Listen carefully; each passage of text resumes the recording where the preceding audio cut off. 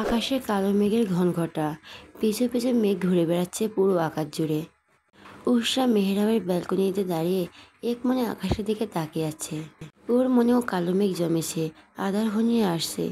এই বুঝি বর্ষণ শুরু হলো বলে। তবে উষা তার আগে নিজেকে সামনে নিল। বুক চিরে বেরিয়ে এলো দীর্ঘশ্বাস। কেটে গেছে 2 দিন। এই 4 দিনে মেহরাব ভুলেও উষার সামনে পড়েনি। মেহরাব কখন বাড়ি আসে কখন যায় কোনোটাতেই উষা জানে না। সকালে ঘুম থেকে উঠে দেখে বিছানা ফাঁকা। রাতে ঘুমাতে যাওয়ার আগে মেহরাব বাড়িতে আসে না। বিছানার অপর পাশটা ফাঁকাই পড়ে থাকে। জীবনটা রেখে ঘুমায়, ঘুম ভেঙে উঠেও তেমনটাই পায়। তার মানে কি মেহরাব বাড়ি আসে না? উষার কিছু ভাবতে পারছে না। মাথা হ্যাং হয়ে আসছে। বুক চিরে বেরিয়ে এলো দীর্ঘশ্বাস। স্মৃতির পাতায় ধরা দিল সেদিনের কাহিনী। সেদিন ঘুম থেকে উষা নিজেকে মুক্ত মনে হলো। প্রতিদিন ঘুম ভাঙলে চোখের সামনে মেহরাবের ঘুমন্ত মুখখানা ভেসে ওঠে। অন্তঃপর ওকে ডেকে তুলতে হয়, নাহলে ওঠার জোর নেই। মেহরাব শক্ত আলিঙ্গনে জড়িয়ে রাখে। ওর জড়িয়ে ধরার ধরনে মনে হয় বাঁধন একটু আলগা হলেই বোধহয় উষা ওর থেকে পালিয়ে যাবে। মেহরাবের কাণ্ড কারখানায় উষা মনে করে হাসলো। পাশে তাকিয়ে দেখলো জায়গাটা ফাঁকা, সেখানে কেউ নেই। মেহরাব গেল কোথায়? এ তো সকাল সকাল তো কোথাও যাওয়ার ছেলে মেহরাব না। তবে কোথায় গেল? প্রতিদিন উষা ডেকে তোলে ওকে। অন্তঃপর সাহেবের ঘুম ভাঙে। আর আজকে আগে ভাগেই উঠে গেছে। বাহ, বেশ উন্নতি তো। উষা ভাবলো হয়তো নিচে গেছে। ও ভাবনার বাদ দিয়ে রেডি হয়ে ব্যাগ নিয়ে নিচে নামলো। আশেপাশে চোখ বুলিয়ে দেখলো মেহরাব কেউ, ওর অস্তিত্বও নেই। উষা হতাশ হলো। খেয়ে উঠতেই মাহিন বলে উঠল, উষা তুমি যে গাড়িতে বসো, ড্রাইভার তোমাকে দিয়ে আসবে। উষা মাথা নেড়ে সায় জানালো। তবে সাহস হলো না কাউকে মেহরাবের কথা জিজ্ঞেস করার। সারাদিন উষা অপেক্ষা করছে, তাও মেহরাবের দেখা নেই। ঘড়িতে রাত 11টা বেজে গেলেও মেহরাবের আসার কোনো লক্ষণ নেই। কয়েকবার ব্যালকনিতে যেয়ে উকি দিয়ে এসেছে। ভাবলো জেগে থাকবে, কিন্তু সকাল সকাল ওঠায় জেগে থাকলে চাইলেও পারল না। বসে থাকতে থাকতে মিনিট কয়েকবার মাঝে ঘুমের দেশে পাড়ি জমালো। অপরদিকে রাত 12:30 নাগাদ বাড়ি ফিরল মেহরাব। ক্লান্ত দেহটাকে কোনো রকমের টেনে হিঁচড়ে রুম পর্যন্ত এলো। শরীরের ক্লান্তির চেয়েও মনের ক্লান্তি জেগে ধরেছে ওকে। রুমে ঢুকে চোখ পড়লো বিছানার সাথে হেলান দিয়ে বই কোলে নিয়ে বসে থাকা উষার ওপর। এক লহমায় সকল ক্লান্তি কেটে গেল। চোখে খেয়ে গেল মুগ্ধতা, ঠোঁটের কোণে মুচকি হাসি ফুটে উঠল। মেয়েটা কিভাবে ঘুমিয়ে আছে? এভাবে ঘুমালে নির্ঘাত ঘাড় ব্যথা করবে। মেহরাব এগিয়ে গিয়ে উষাকে ঠিক করে শুয়ে দিল। কাল উষার কথায় অভিমান হয়েছিল ওর। ও যতটা চাইছে সম্পর্কটা মানিয়ে নিতে, স্বাভাবিক করতে, উষা ততটাই অবহেলা করছে। মেহরাব পারছে না প্রিয় মানুষটার অবহেলা মেনে নিতে নিতে ক্লান্ত হয়ে পড়েছে। তাই মেহরাবের মনে হচ্ছে উষার সময় প্রয়োজন। জোর করে কিছু চাপিয়ে দেওয়ার চেয়ে সময় দেওয়া উচিত। জোর করতে গেলে দেখা যাবে হিতে বিপরীত না হয়ে যায়। উষাকে জোর করে কাছে আনতে গিয়ে যদি সারা জীবনের জন্য হারিয়ে ফেলে, তখনও থাকবে কি করে? এই মেয়েটার মাঝেই যে ওর সকল অস্থিরতা, সকল অসুখের সমাধান। ওকে ছেড়ে থাকা মেহরাবের পক্ষে সম্ভবই না। মেয়েটাকে নিজের করে পাওয়ার জন্য কম কাঠখড় পোড়াতে হয়নি। নিজের কর্মকাণ্ডের কথা ভেবে মেহরাব নিজেই হাসল। উষার মুখের দিকে তাকালো।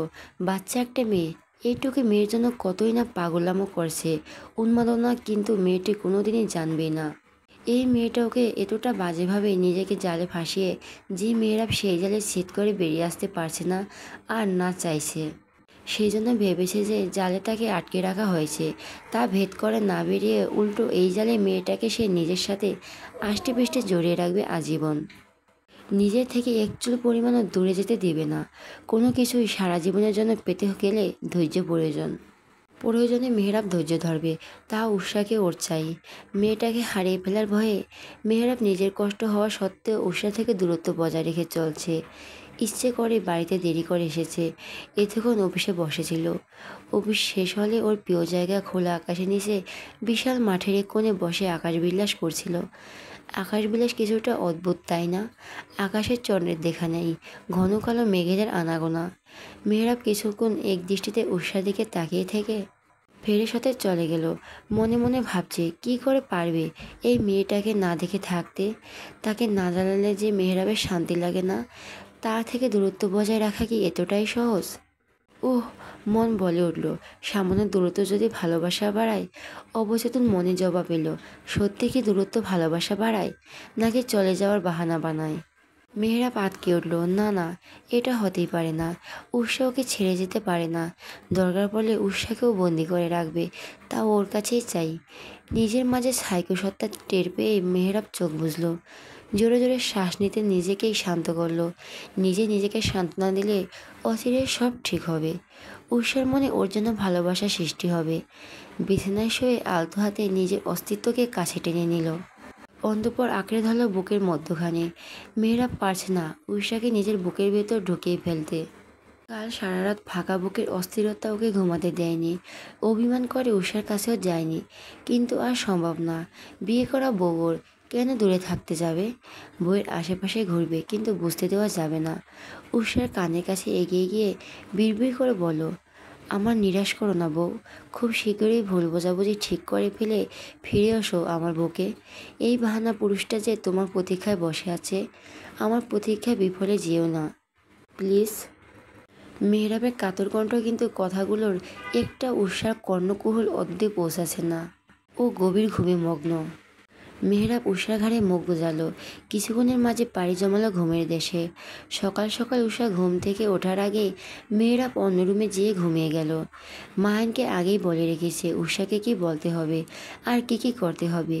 মাহিন ভাইদের কথায় সায় জানিয়ে শুধু উল্টো কোনো প্রশ্ন করেনি, আর না জানতে চাইছে কিছু। মাহিন জানে ওর ভাই যতটা ঘাড়তারাই হোক না কেন কখনোই ভুল কিছু করবে না। সেই আশ্বাস থেকে কিছু জিজ্ঞেস করেনি। ক্লাস মন খারাপ করে বসে আছে উষা। পড়ায় মনোযোগ নেই। শিক্ষক ক্লাস বোর্ডের কিছু বোঝাচ্ছেন। উষা একদিনে বোর্ডের দিকে তাকিয়ে আছে, কিন্তু ওর বিন্দুমাত্র মনোযোগ নেই। হুট করে শিক্ষক বলে বসলো, উষা দাঁড়াও। কথা উষার কান পর্যন্ত পৌঁছালোই না, ফের ডাকলো, তা উষার মনোযোগ নেই। এবার শিক্ষক খেপে গেলেন। জোরে ধমক দিয়ে বলল, উষা। উষা কেঁপে উঠল। এক ঝটকে দাঁড়িয়ে গেল, থতমত খেয়ে বলল, জি স্যার। মনোযোগ কোথায় থাকে তোমার? কতক্ষণ ধরে ডাকছি, ক্লাসে মনোযোগ না দিতে পারলে ক্লাসে আসার দরকার নেই। উষা মিনমিন স্বরে বলল, সরি স্যার, আর কখনো এমন হবে না। ঠিক আছে, এবারের মতো মাফ করে দিলাম, এরপর আর যেন এমন না হয়। বসো। উষা মাথা নেড়ে সায় জানিয়ে বসে পড়ল। তানজিলা বিষয়টা খেয়াল করেছে। কয়েকদিন যাবৎ উষা কেমন মনমরা হয়ে থাকে, ভাবনার জগতে বসবাস করে। সারাদিন কি এত ভাবতে থাকে এই মেয়েটা? কিছু জিজ্ঞেস করলেও বলে না। কি হয়েছে উষার? ব্রেক টাইম দিতে তানজিলা উষাকে পাকড়াও করলো। উষা এটা সেটা বলে কাটিয়ে যেতে চাইছে। অপরদিকে তানজিলাও ছেড়ে দেওয়ার পাত্রী নয়। জিজ্ঞেস করতে করতে মুখে ফেনা তুলে ফেলছে, তা উষা মুখ খুলছে না। এক পর্যায়ে তানজিলা ব্ল্যাকমেল করা শুরু করলো, বুঝেছি, আমি তো আর তোর কেউ না, আমার বলবি কেন? আমায় বলতে হবে না, তুই থাক তোর মতো। আমি গেলাম, আমার আশেপাশেও ঘেসবি না বলে দিলাম। এমন করছিস কেন ইয়ার? এটা আমাদের সাংসারিক বিষয়, তোকে কিভাবে বলি বল? তানজিলা তেরেসে বলল, দুদিন হতে পারলো না বিয়ে হয়েছে, তুই সাংসারিক বিষয় শেখাস আমায়? তুই যে কত সাংসারিক করছিস আমার জানা হয়ে গেছে। তাড়াতাড়ি বল, না হয় আমি যাচ্ছি। উষা তানজিলাকে আটকে দিল। হাত ধরে পাশে বসিয়ে একে একে সেদিনের ঘটনা খুলে বলল। তানজিলা কপাল চাপড়াচ্ছে ওর কথা শুনে। উষার চোখ মুখ উচকে ভয়ে ভয়ে বলল, এমন রিয়াকশন দিচ্ছিস কেন বান্ধবী?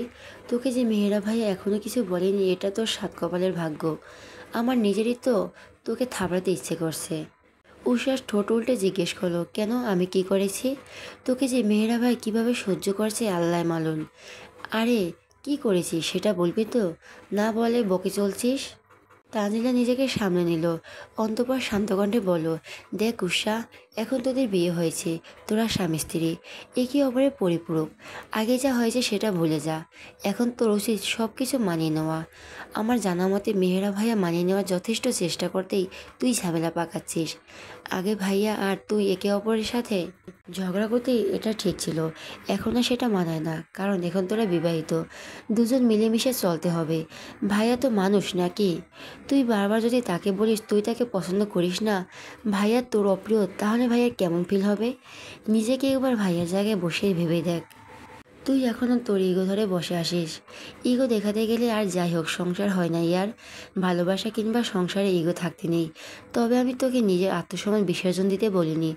ইগো আর আত্মসম্মান আলাদা। ভাইয়া যদি তোর আত্মসম্মানে আঘাত করে, তাহলে সেটা আলাদা বিষয়। তুই এখনই ভাইয়াকে কল দিয়ে আসতে বল। উষা মিনমিন স্বরে বলল, তোকে বললাম না ওনার নাম্বার আমার কাছে নেই? কি বললি? আশ্চর্য। আমি এটা ভেবে অবাক হচ্ছি, তোদের বিয়ের প্রায় 1 মাস খানেক হয়ে গেছে আর তোর কাছে ভাইয়ের নাম্বার নেই। আজব কথা না? উষা মিনমিন করে বলল, আমার কি দোষ, উনি তো সেরে নাম্বার দেয়নি। তানজিলা থাপড় উঠাতে গিয়েই হাত সরিয়ে নিল, মাথার চাপড় মেরে বলল, ভাইয়া তোর ভাসুর না শ্বশুর? তোর নিজের বিয়ে করা জামাই, তার কাছে নাম্বার চাইতে কিসের তো দিদা? তানজিলা একটু থামলো, অন্তঃপর খোঁচা মেরে বলল, কোলে তো দিব্যি উঠতে পারো, নাম্বার চাইতে গেলে তোমার যত লজ্জা দিদা। আমি সেরে ওনার কোলে উঠতে চাইনি, উনি জোর করে আমাকে কোলে তুলেছে। দেখ উষা, ফাজলামো না, ইগো দেখানোটা বোকামো সম্পর্কের ফাটল ধরাতে ইগোই যথেষ্ট। উষা মনোযোগ দিয়ে ভাবতে বসলো, তানজিলার কথা একটু মিথ্যে না, যা বলেছে সবই সত্যি। আগে থেকে ওর ইগো একটু বেশি। এই ইগোর জন্য কতজনের সাথে ফ্রেন্ডশিপ সম্পর্ক খারাপ হয়েছে, তার ইয়াত্তা নেই। কিন্তু উষা সেগুলো পাত্তা দেয়নি। তবে এবার সম্পর্ক ছেলে খেলা নয়। উষা অবচেতন মনে ভাবলো, আচ্ছা, ওর এই ইগোর জন্য যদি মেহেরাব ওকে ছেড়ে চলে যায়, তখন নিজের ভাবনায় নিজে আটকে উঠল। না না, মেহেরাব এটা করতেই পারে না, মেহেরাব ওকে ছেড়ে যেতেই পারে না, কখনোই না। কিন্তু যেতে কতক্ষণ? কয়েকদিন যাবত তো দেখাই দিচ্ছে না। উষা মনে মনে ভাবলো, আজকে বাসায় যেই মেহেরাবকে কল করবে, অন্তঃপর ছড়ি বলে সব ঠিক করে নিবে।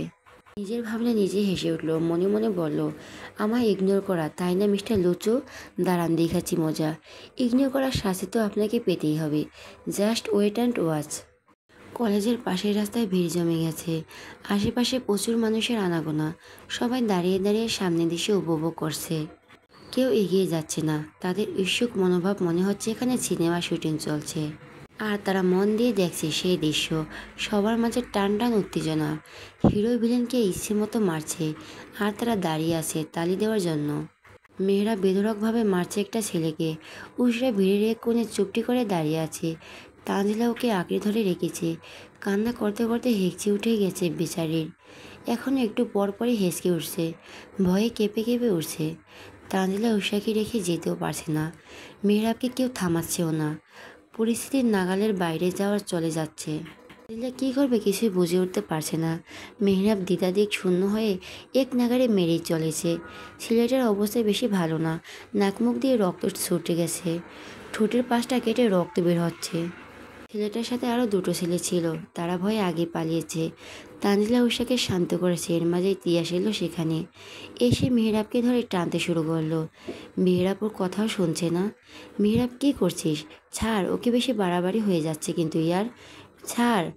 তুই আমায় ছাড়, ওই কুত্তার বাচ্চাকে আমি আজ মেরে ফেলবো।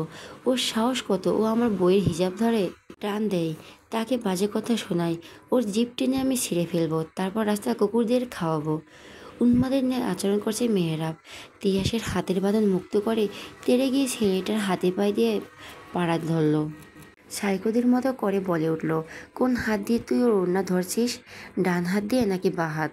কোনটা? তাড়াতাড়ি বল, না হয় তোর দুটো হাঁটি আমি ভেঙে গুঁড়ো গুঁড়ো করে দেব। হারামির বাচ্চা, বল। কথাগুলো শেষ করেই এক লাথি দিল। ছেলেটি গড়িয়ে যেতে বলল একটু দূরেই, আধমরা অবস্থা হয়ে গেছে। মেহরাবের রাগ তবুও কমেনি। তিয়াস ওকে টেনে এনে গাড়িতে বসালো।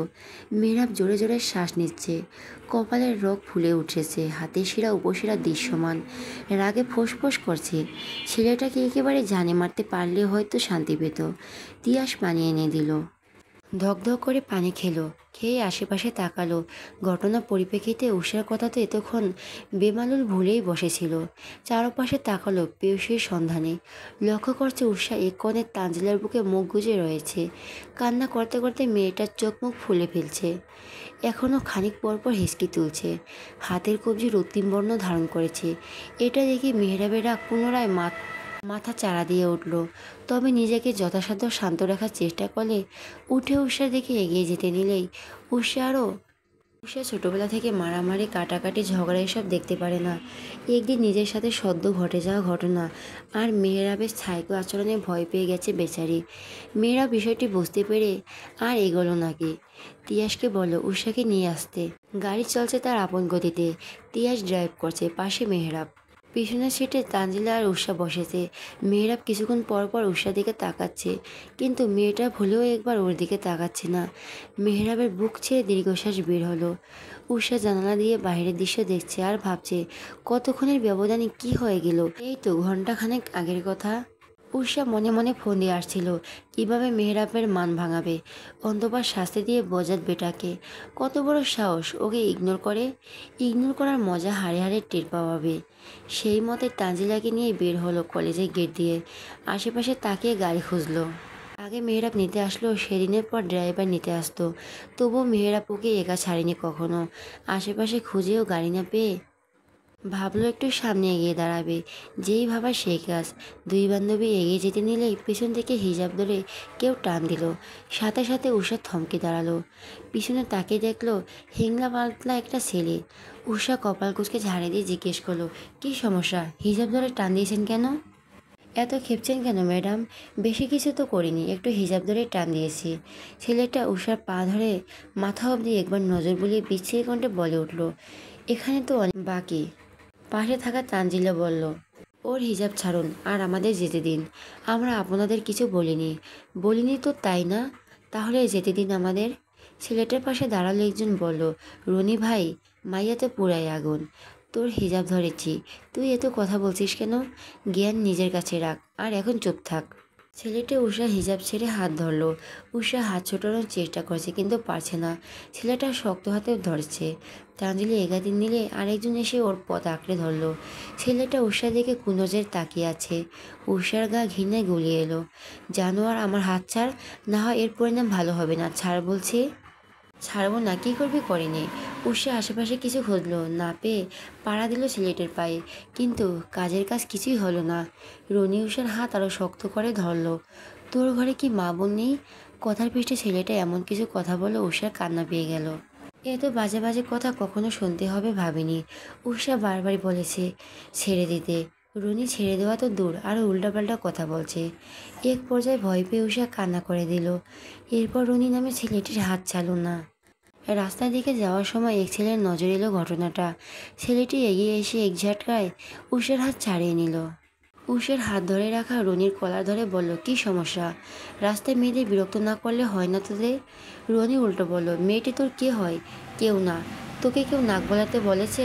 তুই রাস্তা দিয়ে যাচ্ছিলিস, যা না। হিরোগিরি দেখাতে এসেছিস কেন? মেয়েটি আমার কি হয় সেটা পরের বিষয়। তোর ঘরে কি মা বোন নেই? মেয়েদের সম্মান করতে জানিস না রাস্কেল?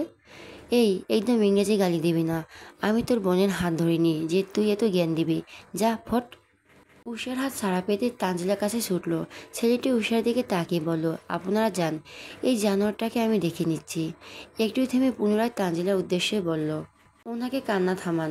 ডান হয়তো ভয় পেয়েছে। তানজিলা উষাকে আগলে নিল। ছেলেটাকে ধন্যবাদ জানিয়ে উষাকে ধীরকণ্ঠে বলল, চল। দুজন কয়েক পা এগোতে একটা গাড়ি এসে থামলো ওদের সামনে। উষা ফিরেও তাকালো না সেদিকে। পাশ কাটে যেতে নিলে মেয়েরা ফটাফট সামনে এসে দাঁড়ালো। কন্দনরত পেয়সী দেখে সেখানে থমকে দাঁড়ালো। বুকের মাঝে ধক করে উঠল। উষার সামনে কেউ আসায় চোখ তুলে তাকালো। মেহরাবকে দেখে কোনো প্রতিক্রিয়া ব্যক্ত করলো না। একধারে কান্না করতেই থাকলো। মেহরাব বিচলিত হলো। মেয়েটা কান্না করছে কেন? কি হয়েছে? পেয়সীর চোখের পানি বুকের তীরের ন্যায় বিঁধতে লাগলো। কন্দনরত পেয়সীকে দেখে এক নিমিষেই সকল অভিমান ভুলে গেছে। দু হাতে আগলে নিল পেয়সীর মুখখানা। উত্তেজিত কণ্ঠে শোধালো, কি হয়েছে উষা? কান্না করছো কেন? কেউ কিছু বলেছে? কি হয়েছে আমায় বলো মেয়ে। উষা মুখ খুলল না। মেহরাব বারবার জিজ্ঞেস করেছে কিন্তু উষার পক্ষ থেকে কোনো জবাব নেই। কান্নার ফলে উষা কিছু জিজ্ঞেস করতে পারছে না। মেহরাব উষাকে নিজের সাথে মিশিয়ে নিল। এতক্ষণে চোখে পড়ল তানজিলার দিকে। তানজিলা, উষার কি হয়েছে? এভাবে কান্না করছে কেন?